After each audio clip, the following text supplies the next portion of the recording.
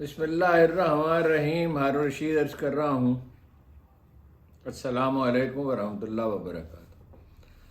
اگرچہ سرکاری طور پر اعلان نہیں کیا گیا، لیکن ایران کے غیر سرکاری ذرائع اس کی تصدیق کرتے ہیں، اور اسرائیل تو چیخ چیخ کر کہہ رہا ہے کہ ایران کے صدر ابراہیم رئیسی ایک حادثے میں انتقال کر گئے. وہ آذربائیجان کی سرحد پہ، آذربائیجان ایران کا ایک صوبہ بھی ہے اور ایک انڈیپینڈنٹ ملک بھی ہے. پچھلے دنوں جس کی جنگ ہوئی تھی آرمینیا کے ساتھ، اور یہ جنگ اس نے جیت لی تھی. وہ وہاں پر ایک ڈیم کا افتتاح کرنے کے بعد اطلاعات یہ ہیں کہ دو ڈیموں کا افتتاح کرنے کے بعد بالکل سرحدی علاقے میں، جس میں آذربائیجان یعنی جو الگ ملک ہے اس کے صدر بھی شریک ہے، وہ واپس آ رہے تھے.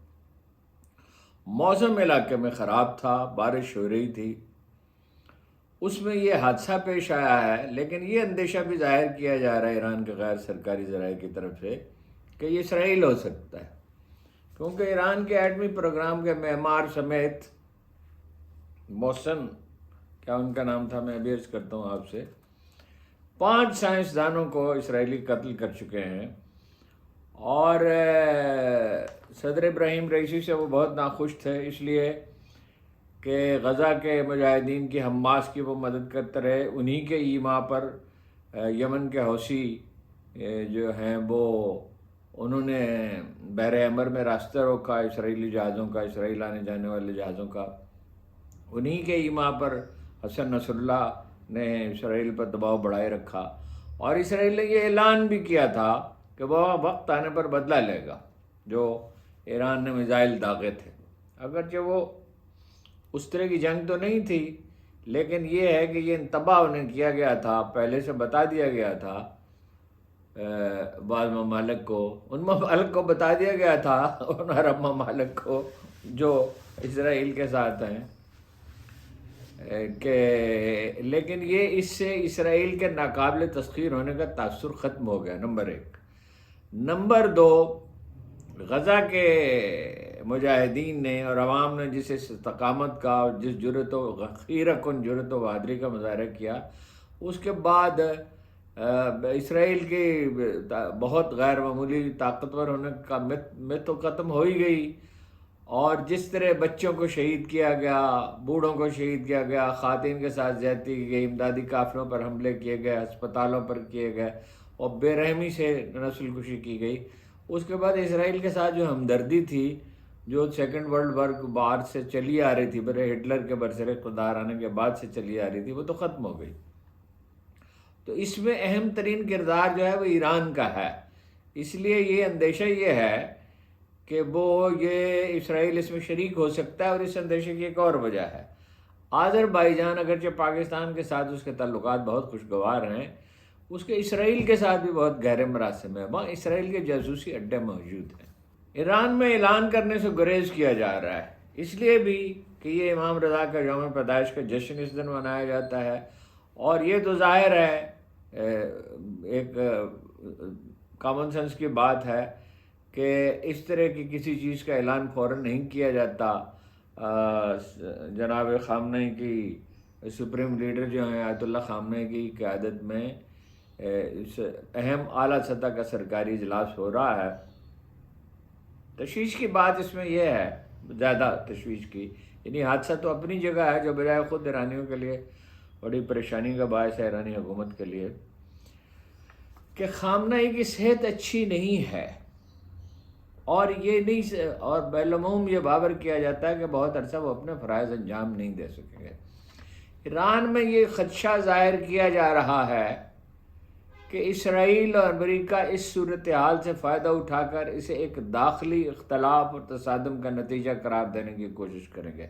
چونکہ انٹرنیشنل میڈیا میں، عرب میڈیا میں اور تیسری دنیا کے میڈیا میں بھی بالواسطہ طور پر ان کے اثرات بہت گہرے ہیں. ہمارے ہاں بھی ایسے میڈیا گروپ موجود ہیں. ایک گروپ تو ایسا ہے جس کے 1952-54 سے CIA کے ساتھ مراسم ہے.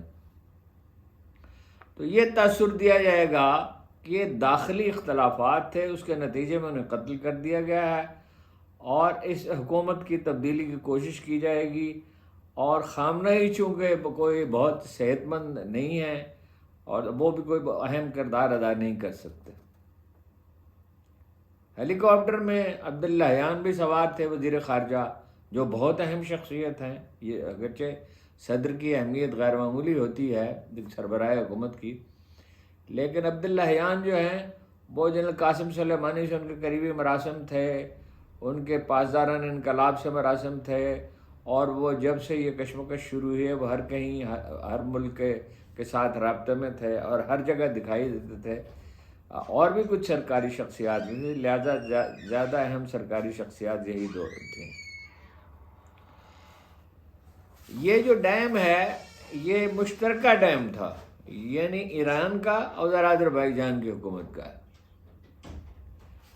نظام یہ ہے ایران میں کہ صدر اگر کو حادثہ پیش آ جائے تو سینئر نائب صدر جو ہے وہ خود بخود صدر کے عہدے پر متعین ہو جاتا ہے، لیکن الیکشن ہوتے ہیں 6 ماہ کے اندر اور لازماً ہوتے ہیں۔ اس وقت بھی جب خوفناک ایران جنگ جاری تھی تو الیکشن کبھی ملتوی نہیں ہوئے۔ راجہ سکندر جماں جیسی کوئی مخلوق وہاں نہیں پائی جاتی۔ اگرچہ وہ اس طرح کا ایک جمہوری نظام تو نہیں ہے ایران میں اور ویسی آزادیاں تو نہیں ہیں لوگوں کو، لیکن الیکشن بر وقت ہوتے ہیں، اور وہاں ایسا یہ نہیں ہو سکتا کوئی عدالت حکم جاری کرے اور بول دو عدالت تک معاملہ کیوں پہنچے گا اور اس پر عمل نہ کیا جائے۔ کیا اس وقت ہوا ہے؟ شکوک و شبہات کے بجائے یہ ویسے یہ اب کرائن سے پتہ چلے گا کہ امریکہ اور اسرائیل کیا کرتے ہیں۔ جب ایران اسرائیل تعلقات بہت کشیدہ ہیں غیر معمولی طور پر، وہ ان کی کوشش یہ ہوگی کہ حکومت میں تبدیلی کرنے کی کوشش کی جائے، اس لیے کہ ہر معاشرے میں بے چینی تو ہوتی ہے۔ ایران میں بھی بعض جو سیکولر یعنی ایسے لوگ ہیں جو حکومت سے خوش نہیں تھے، ظاہر ہے انہیں استعمال کیا جا سکتا ہے، اور اسرائیل کا اور امریکہ کا نیٹ ورک تو انٹیلیجنس کا بہت مؤثر ہے وہاں پر۔ میں نے آپ سے عرض کیا کہ خامنہی علیل ہیں، اس کے باوجود وہ اجلاس کی صدارت کر رہے ہیں۔ اگر داخلی اختلافات بڑھ گئے، یعنی پاسداران انقلاب نے out of the way assert کیا، کسی اور نے out of the way assert کیا، اور کوئی داخلی کشمکش شروع ہو گئی تو امریکہ اور اسرائیل اس سے فائدہ اٹھانے کی کوشش کریں گے۔ تہران شہر میں سیکورٹی بہت بڑھا دی گئی ہے، ایرانیوں سے کہا گیا ہے کہ وہ انتظار کریں اور کوئی عدم استحکام نہیں ہوگا، ایرانی عوام سے کہا گیا ہے، اور صورتحال کو سنبھال لیا جائے گا۔ میں نے آپ سے عرض کیا اسرائیلی میڈیا جو ہے یہ بڑھ چڑھ کر دعویٰ کر رہا ہے بہت کہ وہ واقعہ ہو چکا ہے۔ سوال یہ ہے کہ دنیا کے کوئی اور ملک تو یہ دعویٰ نہیں کر رہا، تو اسرائیلی یہ دعویٰ کیوں کر رہے ہیں؟ اس لیے شکوک و شبہات تو اس سے پیدا ہوتے ہیں۔ خدا کرے کہ ایران میں استحکام رہے، اس لیے کہ ایران میں استحکام اگر ہوتا ہے، ایران ان ملکوں میں سے ہے جن کے ساتھ اگرچہ ہمارے بعض اختلافات رہے ہیں، لیکن ہمارے ساتھ ان کا کوئی تصادم نہیں ہے، لیکن وہاں اگر بے چینی اور بدامنی بڑھتی ہے جیسے کہ افغانستان میں بڑھی تھی تو اس کے پاکستان پہ اثرات ہوں گے۔ اس لیے یہ دعا بھی کرنی چاہیے، کوشش بھی کرنی چاہیے کہ وہاں عدم استحکام نہ ہو۔ ویسے تو یہاں ایک ایسی حکومت قائم ہے جسے پاکستان میں بھی استحکام کی کوئی پرواہ نہیں ہے، تو ایران میں استحکام کی کیا پرواہ ہوگی؟ خدا کرے کہ ایران سے کوئی اچھی خبر ہے۔ آپ کا بہت بہت شکریہ۔